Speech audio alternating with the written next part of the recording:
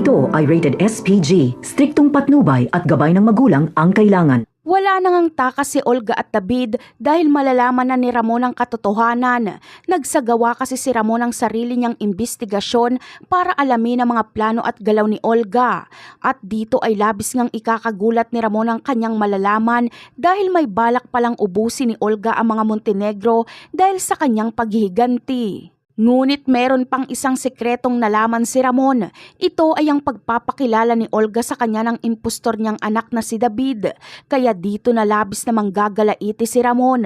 Hindi na siya mag-aaksaya pa ng oras at agad niyang hahantingin si Olga at David para pagbayarin ang mga ito sa mga kasinungalingan at katrayduran nila. Agad namang mahahagilap ni Ramon ang dalawa at sa sasakyan mismo sila ni Olga magtutuos. Habang nagdadrive nga si Olga ay nakatutok na kay Olga ang armas ni Ramon at kahit anong oras ay pwede niya itong iputok ni Ramon.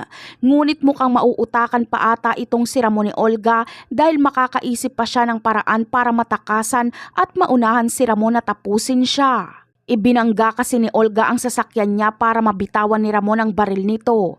Ngunit talagang hindi papaawat si Ramon para tapusin si Olga.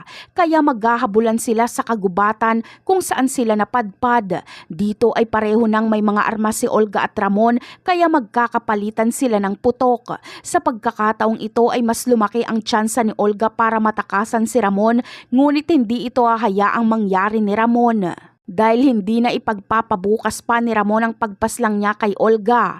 Dito na matutuldukan ni Ramon ang buhay ni Olga. Samantala, bagamat kasama ni Olga at Ramon sa sasakyan si David ay hindi pa malinaw kung ano ang nangyari dito. Sa eksena kasi ni Olga at Ramon sa sasakyan ay kitang-kita natin na walang malay si David na nasa likod lang ng dalawa.